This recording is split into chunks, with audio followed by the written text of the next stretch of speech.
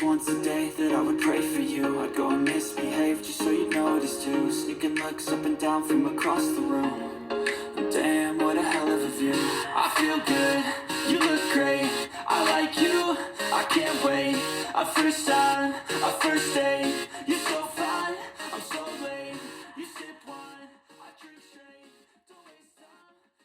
여러분 안녕하세요. 김명희 문학TV. 저는 시와 소설을 쓰는 김명희입니다. 잘 지내셨어요? 아프신 데는 없죠? 네, 감사합니다. 오늘은 2024년 국제신문 당선작 해변에서 박유빈 시인의 시를 오늘 감상도 하고 공부해 보겠습니다. 여러분 눈 감으세요. 국제신문 당선작 해변에서 박유빈. 눈이 간지러워서 해변으로 갔다.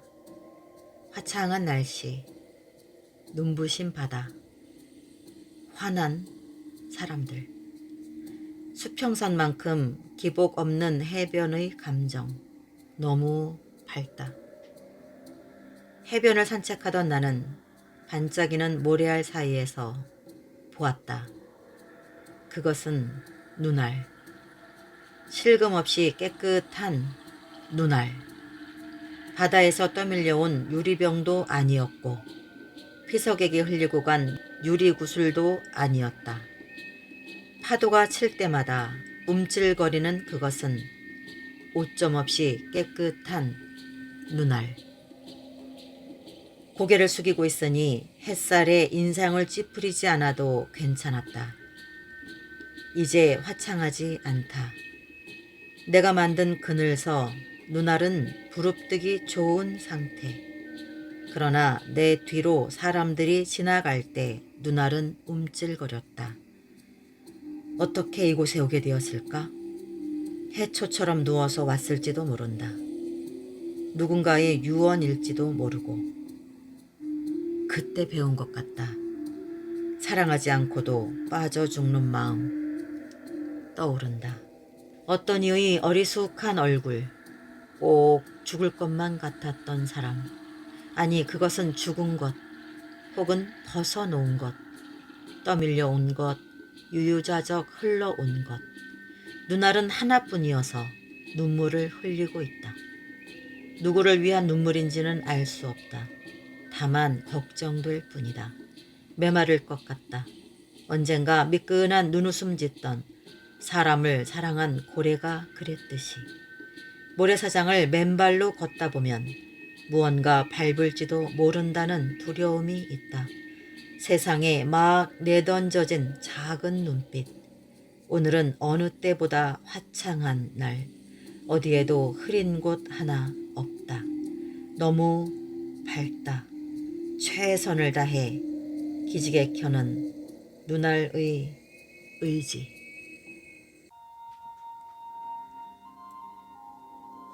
자, 어떤가요, 여러분? 조금 길죠? 길지만 호흡이 굉장히 짧게 잘려있기 때문에 여러분이 이해하거나 따라오기에는 어렵지 않았을 겁니다. 자, 국제신문 당선작 해변에서 박유빈. 이 시인은 여러분 놀라지 마세요. 2000년생이에요. 24살이겠네요. 굉장히 복이 많고 축복받은 분이죠. 앞으로 긴 시간 동안 훌륭한 시를 많이 생산해 주시기를 부탁드리면서 읽어볼게요. 이 시에서 여러분이 특히 보아야 할 것은 결코 서로 어울릴 것 같지 않은 대상들의 랑데뷰를 시킨 것에서 여러분이 한번 흥미롭게 봐야 합니다. 한 선상에 놓이기 힘든 대상들을 한 선상에 갖다 놓고 이야기를 하죠. 무엇이죠? 해변, 모래사장과 눈알이죠. 눈알. 해변과 눈알. 모래알과 눈알은 어때요? 모래바람이 눈에 들어가면 난리 나죠? 서로가 섞이면 안 되는 아주 굉장히 만나면 껄끄럽고 고통스러운 사이죠. 그런데 이 시에서는 이제 시인이 그 눈알을 해변에 갖다 놓고 이야기합니다. 여러분이 이 시에서 배울 점은 뭐다? 그렇다면 나도 뭔가 엉뚱한 장소에 전혀 어울리지 않을 것 같은, 심지어는 상극에 가까울 것 같은 그런 대상과 대상을 매치시켜서 서로 시적 서사로 도킹시킬 수 있는 것이 무엇이 있을까 돌아봐야만 할 겁니다. 볼게요. 해변에서. 여기서 여러분이 눈여겨볼 게 있어요. 뭐냐? 맨 처음 시작을 어떻게 해요? 눈이 간지러워서 해변으로 갔다. 뒤로 넘어가서 눈알은 하나뿐이어서 눈물을 흘리고 있다. 여기를 한번 눈여겨보기 바랄게요. 눈이 간지러워서 해변으로 갔다. 사실은 눈이 간지러우면 해변으로 가나요? 그런 처방법은 저희는 보도 듣도 못했죠. 이게 뭐예요? 시적 발상이죠. 그죠? 시적 발상이면서 능청이죠. 그죠? 그러면서도 뭐예요? 자기만의, 이 박유빈 시인만의 내지르기 화법인 거죠. 딱 첫 줄에서 기선을 휙 휘어잡고 가려는 당돌한 패기, 자신감을 우리가 읽을 수가 있습니다. 눈이 간지러워서 해변으로 갔다. 사실상 눈이 간지러울 때 여러분 해변에 가보세요. 뭐가 하나 달라지는 거 없죠? 눈이 간지러울 때는 어떻게 해야 돼요? 눈을 안약으로 씻어내거나 아니면 손 깨끗이 씻고 눈 가려운 데를 살살 긁거나 면봉으로 긁거나 뭐 이래야 시원한 거 아니에요? 눈이 간지러운데 해변을 간다고 뭐가 달라지나요? 오히려 해변이라는 곳은 눈에게 탁 트이고 바다의 그 수평선이랑 행복은 주지만 눈은 피곤한 건 사실입니다. 눈을 통해 바다를 보면 여러분의 마음이나 가슴은 행복한데 눈은 반드시 피곤하다. 왜? 그 반사적인 햇살 때문에 굉장히 피곤합니다. 그래서 여러분 어떻게 돼요? 여러분도 모르게 눈을 찡그리거나 선글라스를 껴야만 하죠. 바람 때문에도 눈은 바닷가에서는 빨리 건조되거나, 그죠? 그러다 보면 빨리 눈물이 막 계속 나와줘야만 가능해요. 결국은 뭐예요? 해변이라는 곳은 원래 우리 눈알을 상당히 피곤하게 하는 곳이에요. 그런데 눈이 간지러워서 해변으로 갔다. 그러면 이것은 또 다른 장치이기도 합니다. 어떤 장치? 이 시에서 전체를 첫 구슬부터 마지막 구슬까지 수직으로 관통시키면서 꿰들어가겠다는 이 시인의 다부진 뉘앙스고 예고편이에요. 왜냐? 그러기 때문에 눈이 간지러워서 해변으로 갔다. 그러면서 나중에는 눈알이 해변에 만들어지게 되고 결국엔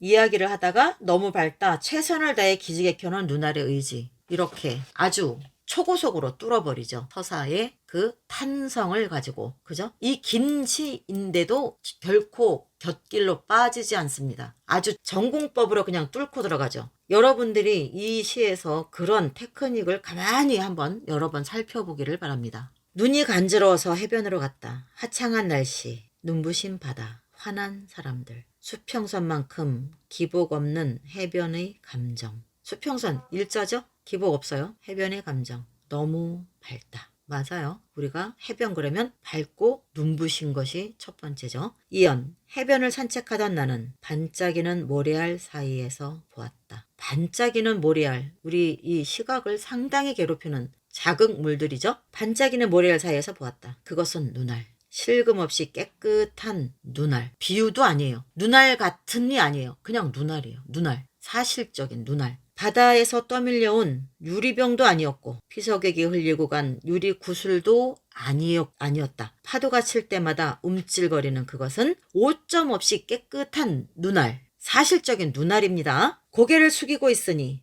햇살에 인상을 찌푸리지 않아도 괜찮다. 고개를 숙이고 있어서 괜찮대요. 이제 화창하지 않다. 화창하지 않다. 왜? 고개를 숙였으니까 그렇겠죠.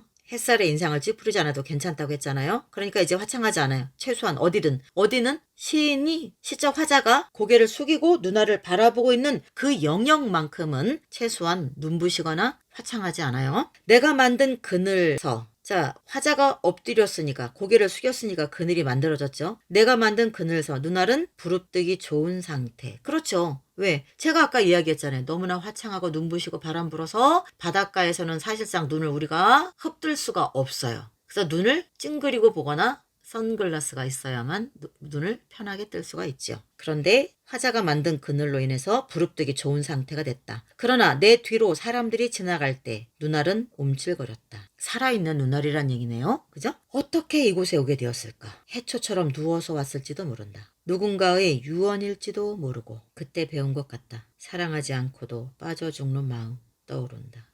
자살한 누군가의 어떤 것인가 생각하는 거이기도 하고, 그죠? 어떤 이의 어리숙한 얼굴, 꼭 죽을 것만 같았던 사람. 그러니까 이 화자는 어떤 누군가가 투신, 파도에, 바다에 몸을 던져서 죽고 그 눈알 하나만 살아서 둥둥둥 떠다니다가 이 해변까지 왔나라는 상상을 하고 있는 거죠. 어떤 이의 어리숙한 얼굴, 꼭 죽을 것만 같았던 그 사람의 눈인가? 이렇게 생각할 수 있죠. 아니, 그것은 죽은 것, 혹은 벗어놓은 것, 떠밀려온 것, 유유자적 흘러온 것. 눈알은 하나뿐이어서, 인간의 눈은 둘이죠. 눈알은 하나뿐이어서 눈물을 흘리고 있다. 아주 멋진 표현이죠. 그러나 사실상은 현실적으로 볼 땐 말이 안 되죠. 그런데 그럴만하죠. 개연성을 확보했어요. 왜? 눈알은 둘이죠. 늘 다정하게 다녔는데 하나가 없으니까 하나밖에 안 남은 눈알이 자신의 반쪽이 그리워서 눈물을 흘리고 있다고 볼 수 있는 거 아니에요. 연인이나 그죠? 커플처럼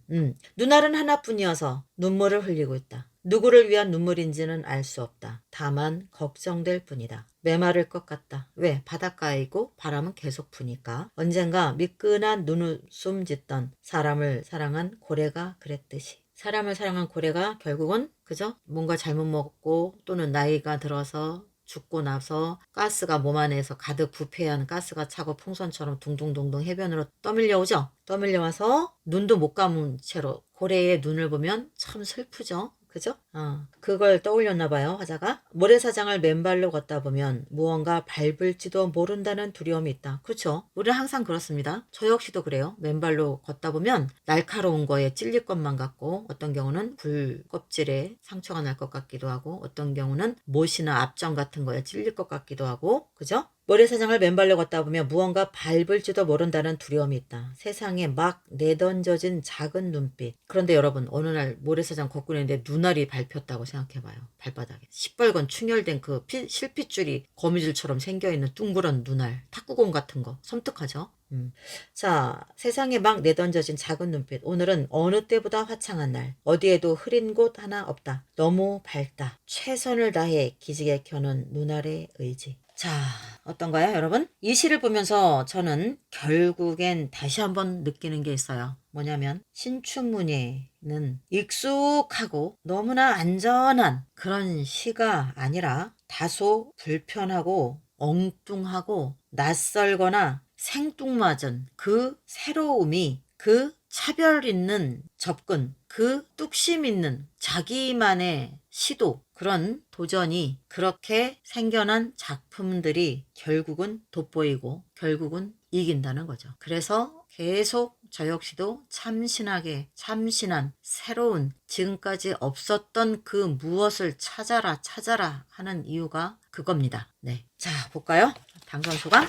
나머지는 여러분 읽으세요. 열띤 논의 끝에 최종적으로 남은 것은 해변에서 왜 2편과 수저통 왜 2편이었다. 먼저 수저통 왜 2편은 시를 풀어나가는 안정됨 솜씨가 인상적이었다.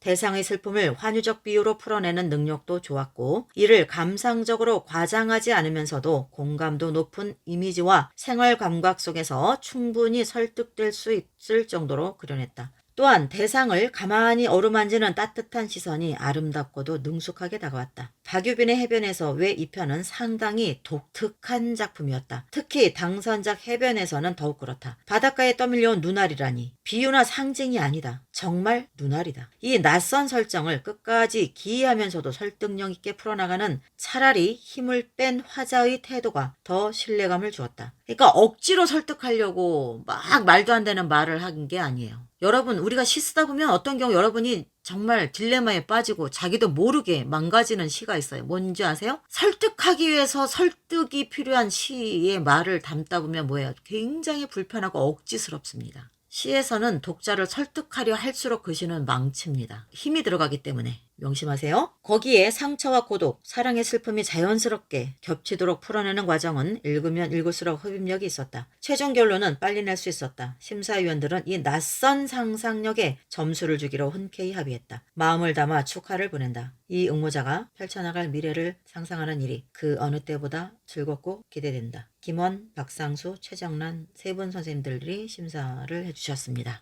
당선 소감 볼까요? 짧게 읽을게요. 나머지는 여러분이 읽으세요. 여러분 당선 소감 꼭 읽어야 됩니다. 여러분이 가야 할 길을 앞서간 사람들의 고백 읽어봐야 되겠죠? 당선 소감. 비몽사몽 상태에서 당선 전화를 받았다. 나는 덤덤했다. 당선은 갑자기 오는 게 아니라고 생각했기 때문에 놀랍지도 않았다. 당선은 갑자기 오는 게 아니다. 그건 뭐예요? 그만큼 여러분이 여러분 스스로마저 이 정도면 됐어 라는 확신이 들 만큼 끝없이 수백 편, 수천 편을 썼으니까 당선 소감이 이렇게 나올 수 있죠. 당선은 갑자기 오는 게 아니라고 생각했기 때문에 뭐 놀랍지도 않다. 왜? 난 그만큼 했으니까. 뭐 당선 당연하지. 이런 고백이 여러분 거가 되길 바랍니다. 내가 옳다고 생각한 자리에서 하던 일을 계속 해왔을 뿐이고 계속 해왔대요. 이 시인이 24살인데 계속 해왔으면 얼마나 오래 했을까요? 더군다나 이 시인의 나이를 보면 여러분들이 누구보다 많이 아는 고3,